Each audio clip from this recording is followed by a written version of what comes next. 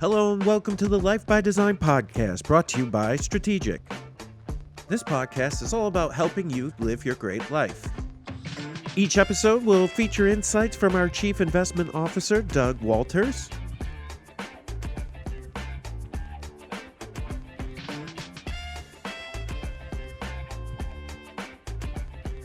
Hello and welcome back to the Life by Design podcast. I'm here again with Doug Walters. Hey Jay, how are you? I'm doing great. And so, Doug, what are we talking about this week? All right. Well, we're going to talk a little bit about the news from this week. We had an inflation number out, and I think that leads nicely into a discussion about retirement savings and retirement forecasts. Perfect. So go that direction. Yeah, and I think this is something as I've been learning, and for those of you listening, if you look back, we had Aaron Evans on, and we kind of talked about retirement, but more on the front end of like what vehicles get you there, like 401k, IRA, pension, like what are the different ways to get there, a little bit about making sure you have enough for the long term. That's something Doug and I talked about. But today's going to be more focused on the investment side and talking about that and what's kind of happening behind the scenes of your 401k. Right, exactly. Okay, so we had some news on inflation. So what was the news? Yeah. So we have our eye on inflation because, again, the Fed is focusing on trying to get inflation down to 2%. This week we had Consumer Price Index, which is one of the measures of inflation, and it came in at 2.7%. If you recall, the Fed is targeting 2% inflation, so we're wanting to see that come down to that level. 2.7 is actually up from a month ago. Okay. It was 2.4. Now, 2.7 is what was expected, so no big surprise there, but it is going in the wrong direction, and I think that's why it is newsworthy. Okay. And I think it's also worth maybe just taking a moment to say, like, why does any of this matter? Like, why is the Fed focused on it? What does it mean to us? And then, again, getting into that longer discussion about retirement plans and what does it mean for retirement plans. Okay. So we'll start with, why is the Fed focusing on this? Again, it is excessive inflation is unhealthy for the economy. 2% is what the Fed feels is a sustainable, healthy rate of inflation. And for you and I guess the question is, what does that mean beyond the price of eggs? Although, you don't have to worry about that with your your chickens. Right. Yeah. When prices went up, we were like, what are you guys talking about? Ours have always been free. But beyond the price of food and things like that, what, why does this matter? And I'll give kind of two examples. One related to the Fed. So the Fed is holding its interest rates high because they don't want to stoke inflation. Right. If they lower interest rates, the economy heats up a bit. People want to invest more. Businesses have access to cheaper capital so they can put money to work more easily. The Fed is worried if they bring rates down too low, that extra economic activity is going to drive inflation higher from here. So they're holding rates at a high level. For you and I and for our listeners, what might that mean? Well, it's impacting the housing market, for example. Like the housing market is really kind of locked up. There's not a lot of movement. There's not a lot of availability. And that's because a lot of people out there have mortgage rates which are below 3%. And they know if they sell their house, they're going to have to, take on a new mortgage, which is going to be 7%. And that makes a big difference in their monthly payments. So it does have a real impact to right now to you and I, again, beyond the price of eggs. But a longer term impact is on your retirement. Because ultimately, what are we trying to do with retirement? You're trying to save enough so you can pay for the things you need in retirement. Inflation means prices are going up. If inflation stays persistently higher, then those things that you need to save for are going to cost more in retirement. Right. And we've mentioned this, I believe, a couple episodes ago where we talked about the power of your money, right? And why you put it into whatever the vehicle is for retirement is because you need to earn on your money. You can't just have the cash, because the dollar, your worth today for your dollar will not be the same in the future because of that inflation over time. Right. Yeah. Stashing that money under your mattress is not a good strategy for retirement. If you think about the two biggest inputs that you have in a retirement forecast are going to be, what return do I expect to get on my investments, and what are things going to cost? How much am I going to need in the future? And so that inflation number is one of the biggest inputs. If what you expect to get on your investments doesn't change, but the inflation number goes up, your retirement forecast just took a step down. So that's why it's important. It's why it's important to see that inflation rate stay at a low level. Okay.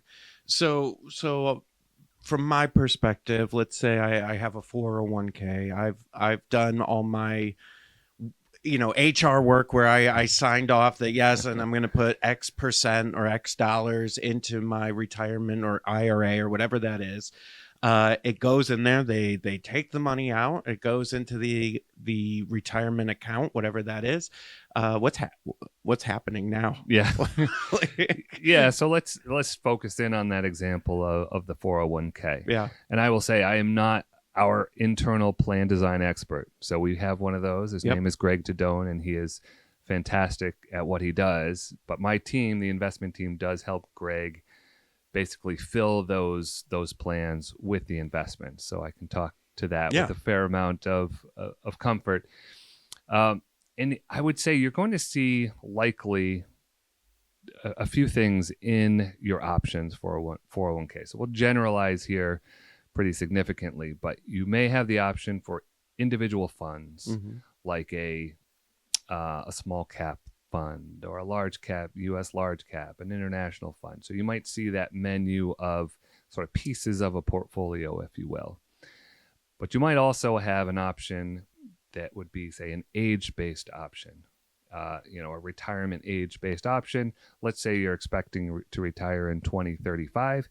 There might be a 2035 age-based fund in there. We can talk in a minute about what exactly that means.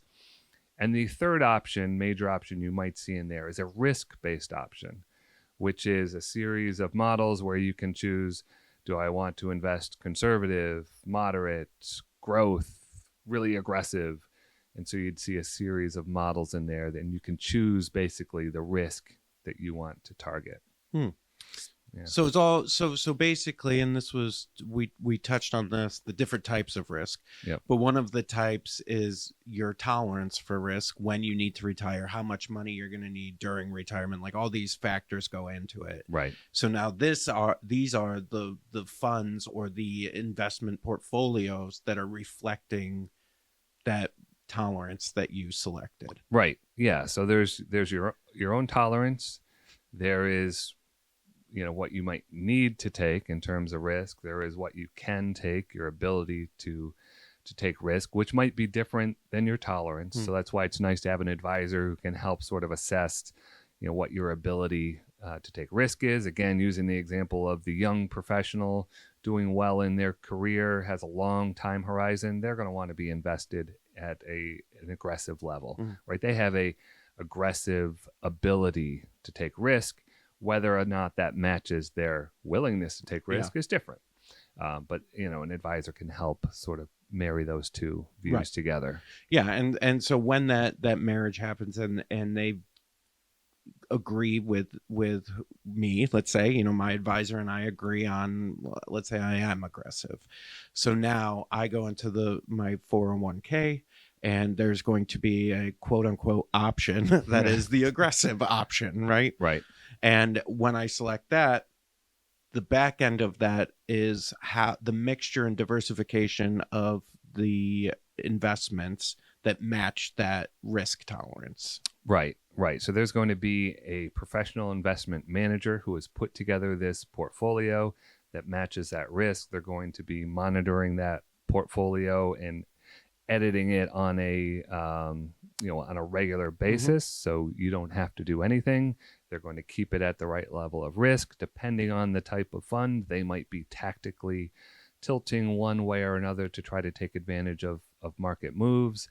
There's going to be automatic rebalancing in there, like we talk about the benefits of opportunistic rebalancing. There's going to be some sort of rebalancing in there, so it's hands off.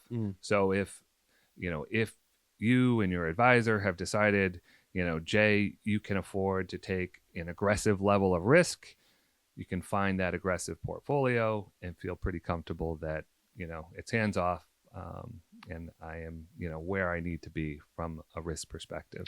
Yeah, and ideally, depending on where you work and who they're using for their retirement plans, like for instance, we have a retirement plan section here at Strategic that they're going to have probably like a workplace advisor that's going to be telling you what's going on and what you should be doing, and you can be able to ask them questions to like understand your specifics and the specifics with your particular account through your company. Right. Any good retirement plan offering is going to offer that high level advice to help make sure that you are pointed in the right direction. They won't necessarily be able to do a full retirement forecast, but they can look at your situation and get you pointed in the right direction. If I could sort of, go through those options a little bit and say, kind of lay out how I would think of them at a high level. And again, this is going to vary person to person. Yeah. So this is just very high level the way we think about it. If you're getting, no advice whatsoever, okay, and you're getting zero input from your workplace financial advisor, and you don't have a financial advisor of your own, then the target date is going to be the best option. That's your age-based, retirement age-based option. That is likely to be the best option for you. Why is that? Because as you're younger in your career, it's going to start out with an aggressive allocation. As you get closer to retirement, has what's called a glide path. It's going to gradually reduce the level of risk as you get older and closer to retirement. And so if you have no other input whatsoever as to what to do, that is definitely the best place to start. If you have the benefit of an advisor who can help you assess your level of risk that you should be taking, then that risk-based model is going to be your best option. And that's something that you and your advisor should be revisiting regularly to make sure that it still remains the best option. But you're going to have that input, professional input. What do I need to do to reach my goals? What sort of risk can I take? Do I want to take? And you can agree on what that is. Choose the appropriate risk-based model and go forward.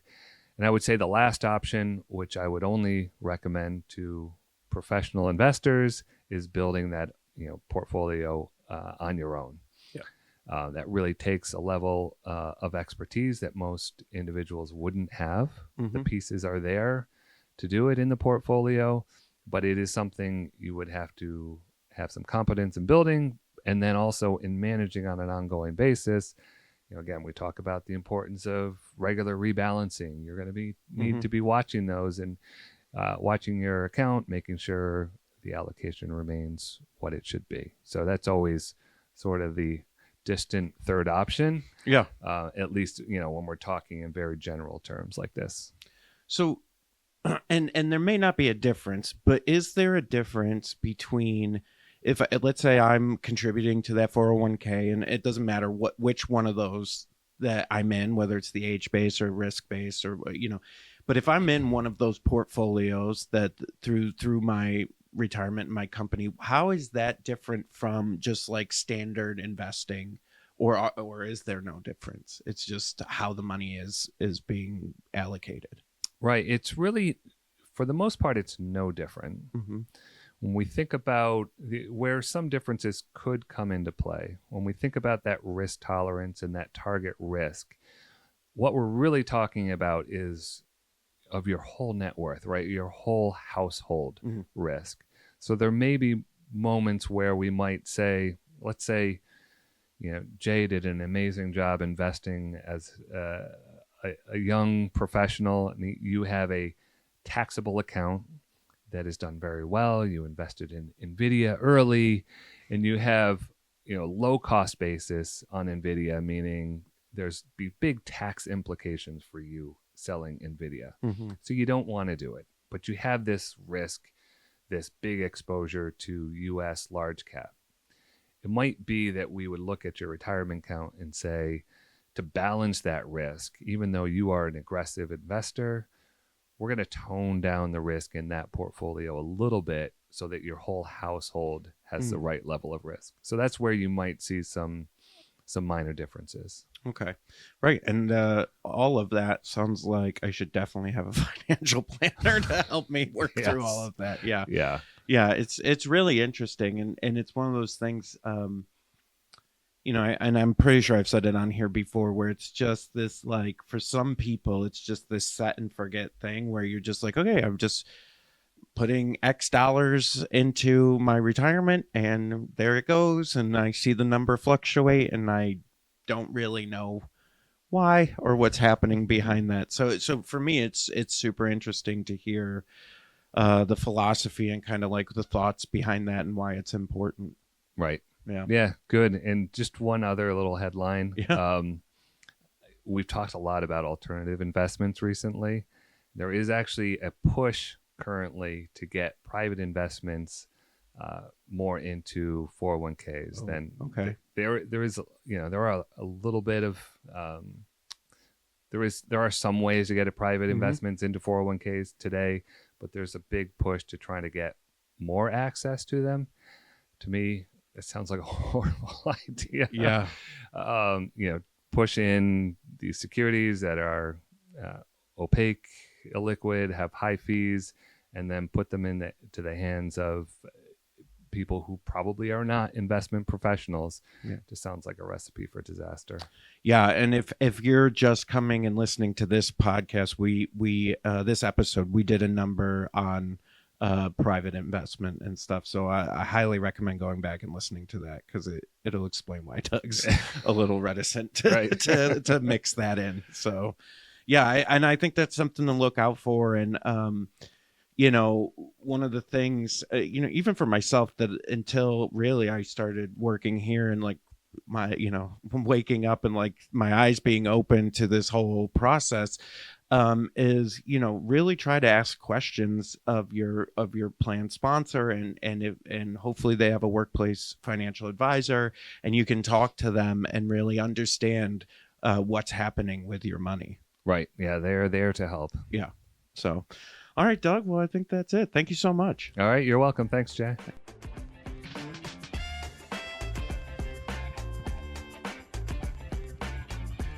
This podcast is for educational and informational purposes only. Please see the full disclosure in our show notes for more information.